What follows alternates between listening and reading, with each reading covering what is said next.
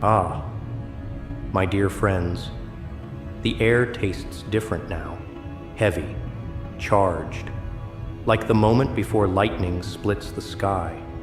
They feel it too, that subtle shift in the atmosphere, that unshakable sense that something irreversible is about to happen. But they'll dismiss it, they'll laugh it off.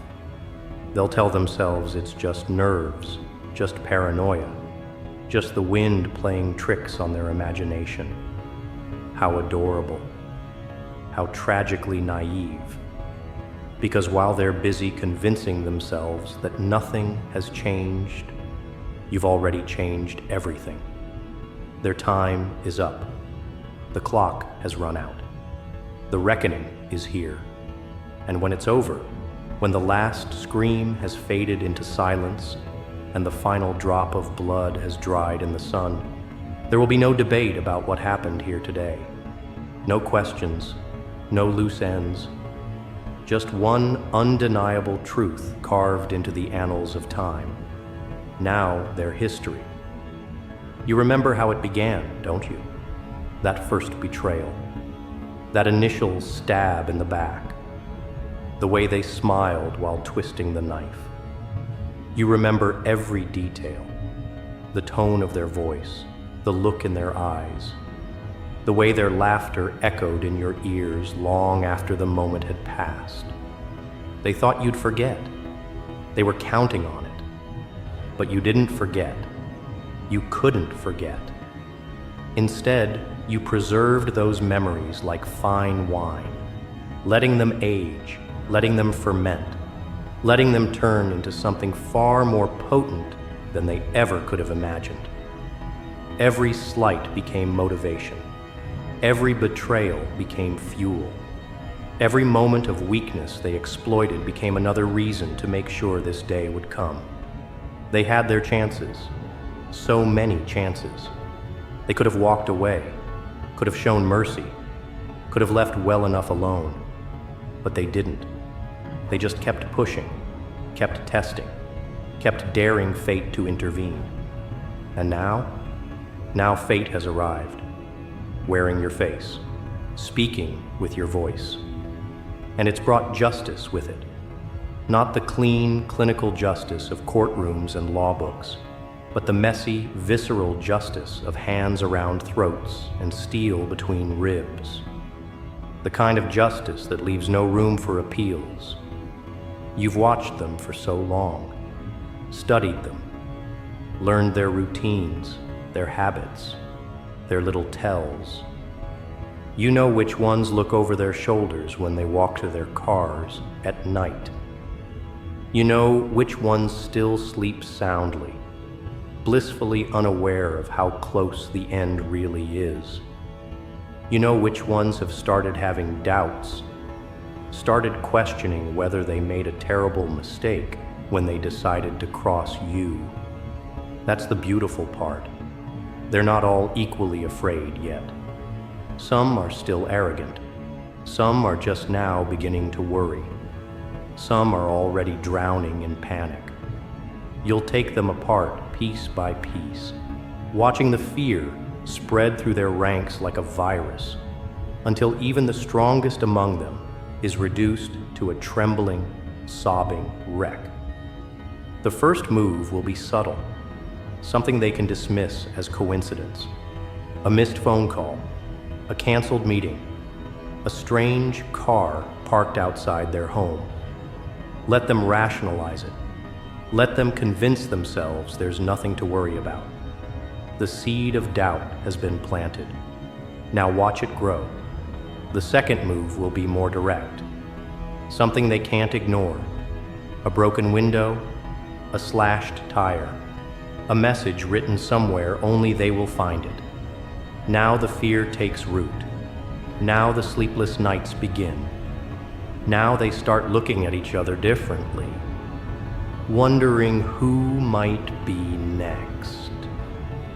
Wondering if one of them might already be working for you.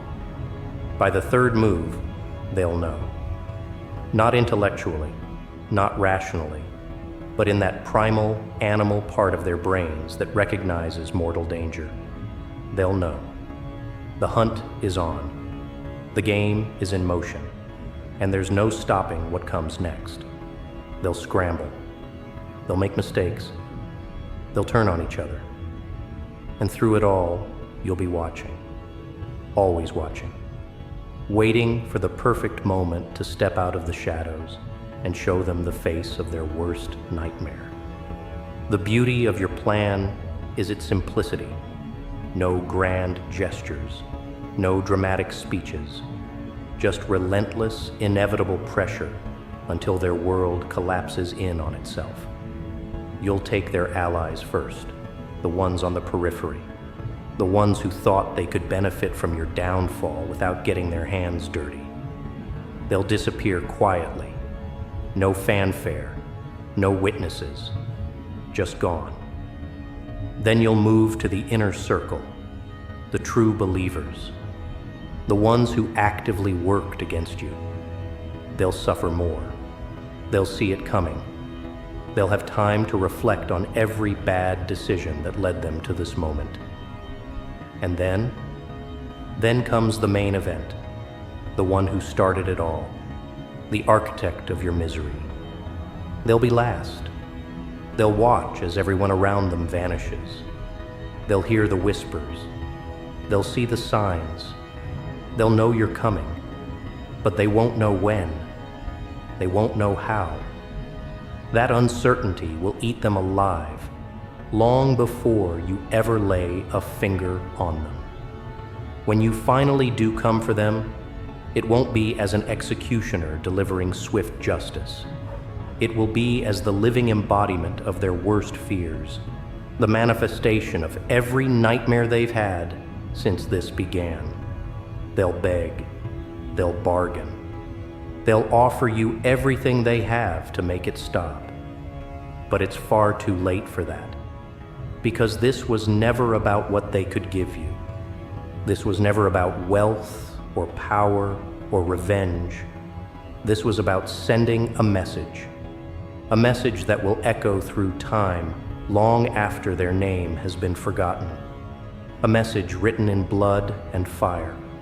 A message that says, "This is what happens when you underestimate me. This is what happens when you betray me. This is what happens when you make the fatal mistake of thinking you could destroy me and walk away unscathed." The first cracks appear in their facade, like fissures in dry earth before an earthquake. You see it in the way their hands linger near weapons they don't know how to use, in the sudden jerks of their head at imagined sounds.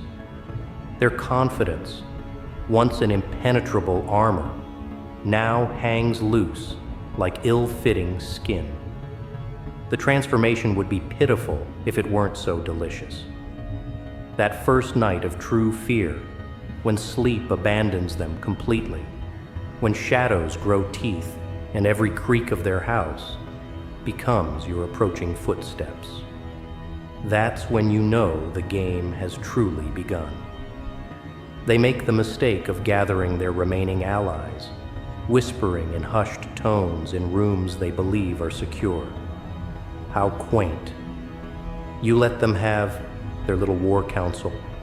Let them spin their theories about who's targeting them. Their paranoia does half your work for you. Accusations fly, old grudges surface, and before long, they're turning on each other with the same viciousness they once reserved for you. You watch from the darkness as a once unified front crumbles into factions, then into individuals, then into terrified loners waiting for the axe to fall. The smartest among them try to run. You let them get as far as the city limits before returning them, broken and bleeding, to the others. The message is clear. There are no exits from this game. Their homes become prisons. They triple lock doors that you've already copied keys for. They install security systems whose blind spots you've mapped. They sleep with weapons under pillows that you could remove without waking them. Every defensive measure becomes another joke between you and the darkness, another false comfort to be ripped away at the perfect moment. You take particular pleasure in violating their sanctuaries, leaving traces of your presence in places they thought sacred. A wedding ring moved slightly on the dresser. A child's drawing taken from the refrigerator and returned slightly creased. Small violations that whisper, nothing is off limits. No one is protected. The first real blood comes not from violence, but from stress. You see it in the way their gums bleed when they brush their teeth, in the nosebleeds that stain their expensive shirts, in the tremors that make their hands useless by mid-afternoon. Their bodies are betraying them, systems shutting down under the constant flood of adrenaline and cortisol. They age years in weeks, their eyes sinking into bruised sockets, their hair thinning from constant tension. Mirror become enemies. They don't recognize the hollowed-out creatures staring back at them. When you finally make physical contact, it's not with the leader, but with the loudest of their sycophants, the one who laughed the hardest at your expense. The ambush is clinical. A car door opening unexpectedly as they walk past, a hand pulling them into darkness, the cold kiss of steel against their throat before they can scream. You don't kill them. That would be too kind. Instead, you return them hours later, dumped on their leader's doorstep like a macabre gift. Alive, but changed. The way they stare blankly past their comrades, the way they flinch at sudden movements, the way their voice cracks when they try to describe what happened. It's more effective than any corpse could be. The others don't know what you did to them in those missing hours, and that unknown terrifies them more than any visible wound. Rituals emerge among the survivors. They develop paranoid habits, checking closets 3 times before sleeping, tasting their food for unexpected bitterness, holding their breath when passing alleyways. These little superstitions amuse you, as if routine could save them, as if diligence could stop what's coming. You indulge their rituals for a time, letting them think their precautions matter, before dismantling each one in turn. The man who checks his car for bombs every morning doesn't notice the slow leak of brake fluid you've introduced. The woman who sleeps with a gun in her hand wakes to find her weapon disassembled, the parts arranged in a neat line on her dresser. Each violation is a brick, removed from their crumbling wall of security. The leader lasts longest, of course. You save special attention for them, while their followers fall like wheat before the scythe. The architect of your suffering gets to watch the disintegration of everything they've built. You want them to see the exact moment when each loyalist's faith fractures. Want them to feel the weight of impotent leadership as their orders go unheeded. Their plans unravel. Their authority becomes a hollow joke. Their grand schemes, once so formidable on paper, now lie in ruins, and the brilliant tactician who orchestrated your downfall can't even protect their own inner circle. When only the core remains, just 5 trembling wrecks holed up in a safe house they think you don't know about, you begin the final act. The utilities fail first. Then the food deliveries stop. Then the guard rotations mysteriously change, leaving gaps in coverage exactly when you need them. They stop trusting their own security, turning on the mercenaries they hired, convinced some must be your plants. The sound of gunfire echoes through the house one frantic night. When the smoke clears, 2 of their last defenders lie dead by friendly fire.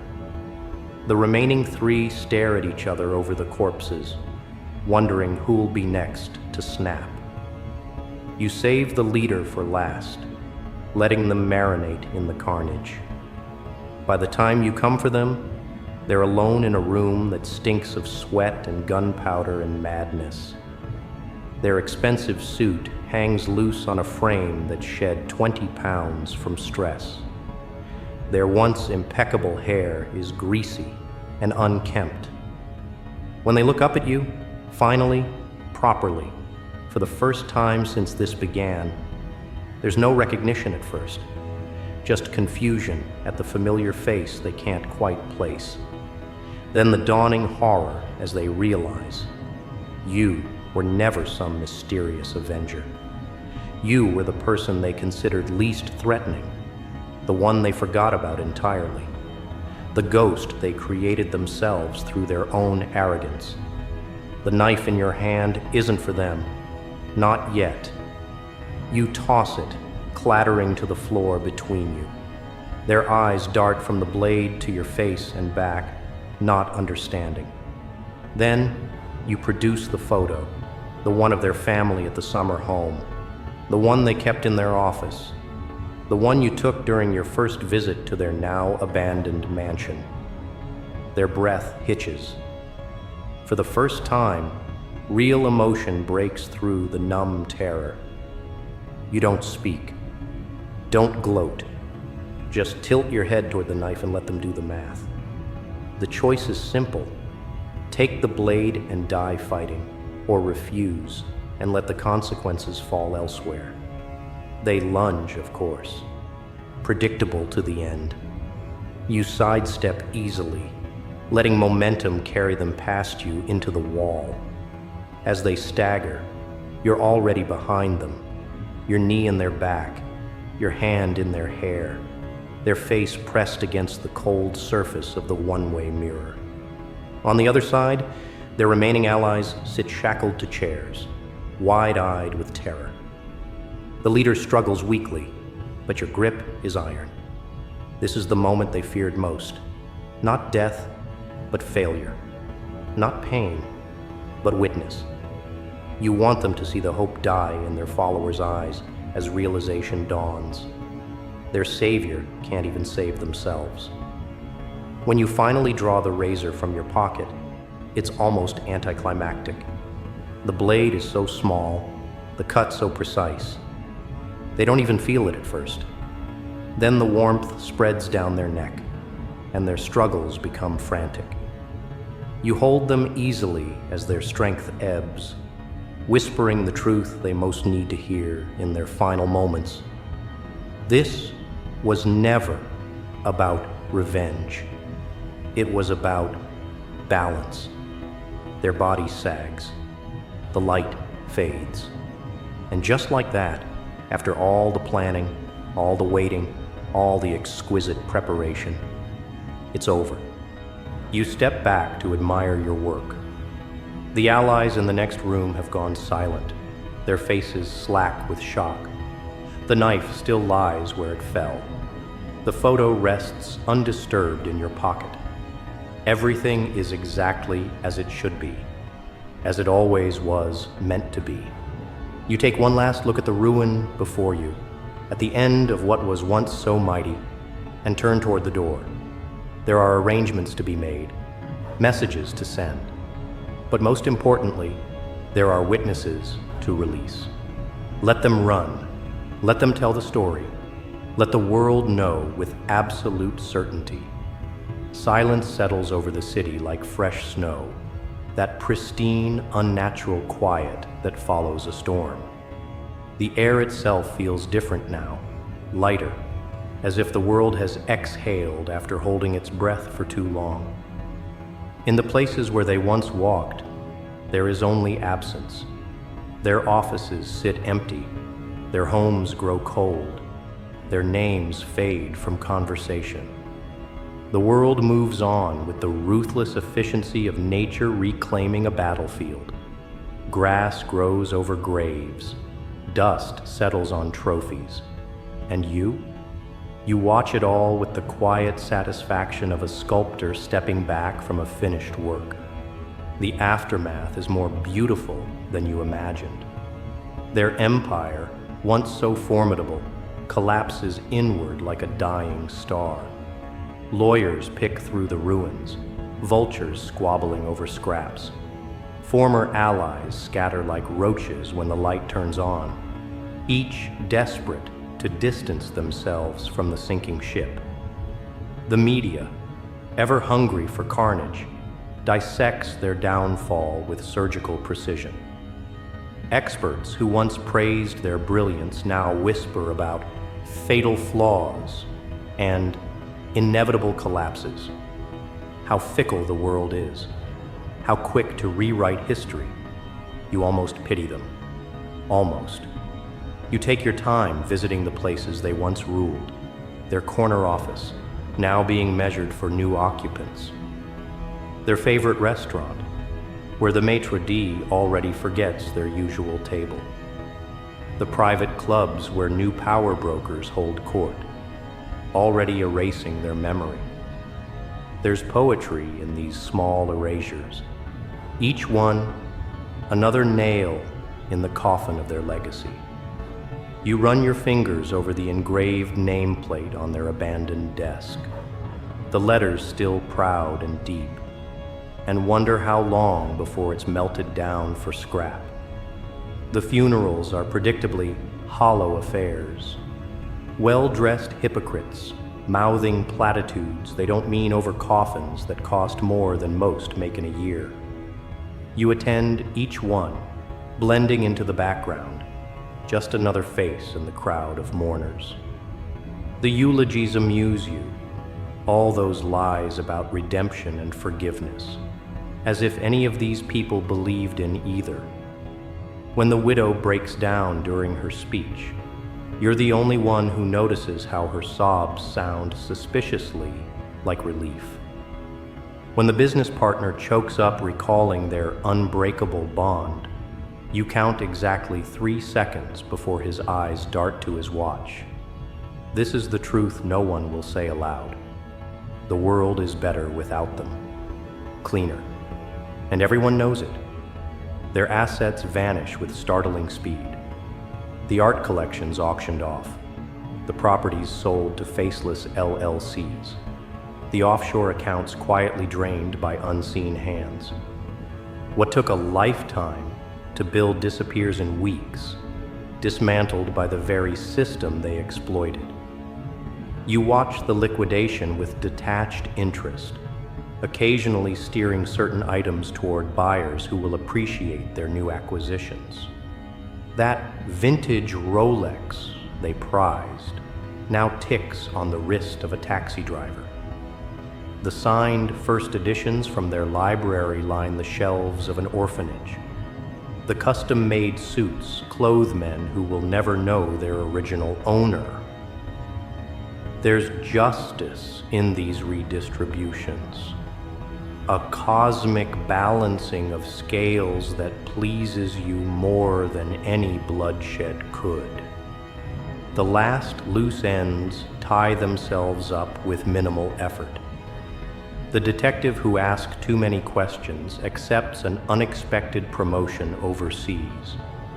The journalist digging into irregularities develops sudden amnesia after an anonymous package arrives at her home. The few remaining loyalists either disappear on their own or learn the value of silence.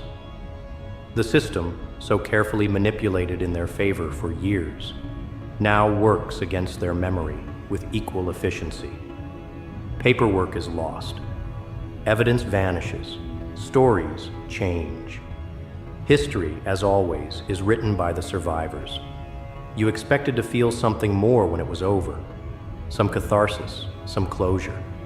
Instead, there's only a quiet emptiness, the same stillness that follows a symphony's final note. The rage that fueled you for so long has burned itself out, leaving behind something colder and more durable. You walk through your days with mechanical precision, tending to the life you put on hold for vengeance. The apartment feels too large now, the nights too quiet, the money in your accounts too plentiful. You catch yourself staring at your reflection sometimes, searching for the person you were before this began. But that version of you is as dead as they are. Months pass, seasons change. Their name becomes a cautionary tale, then a footnote, then barely a memory. New villains rise to take their place, younger and hungrier, and just as foolish. You watch these would-be kings with something resembling pity. They haven't learned the lesson yet, but they will. The world has rules, after all. Consequences, balance. You consider warning them. Consider spelling out the simple equation that doomed your enemies, but decide against it. Let them learn the hard way. Let them discover for themselves that no throne is unshakable, no power permanent. On the anniversary of their downfall, you visit the cemetery. Their grave is already weathering, the stone staining at the edges, the engraving losing its sharpness. No fresh flowers adorn the plot. No mourners linger nearby. You stand there for a long moment, waiting for something, some final feeling to emerge, some last words to say. But there's nothing, just wind through dead leaves, just the distant sound of traffic, just the indifferent passage of time. You turn to leave, then pause, struck by a thought so obvious, you're surprised it took this long to occur. You don't even remember their face anymore. The realization stays with you as you walk away. By the time you reach the cemetery gates, it's already fading, replaced by more immediate concerns. There's coffee to drink, errands to run, a life to live. The sun feels warm on your skin. The city hums with its usual energy. Somewhere, someone new is making the same old mistakes, setting in motion the same inevitable chain of events. You almost wish you could warn them, almost. But the world turns as it always has, and you have better things to do than dwell on history. After all, their time was up. Now, their history. And you're still here.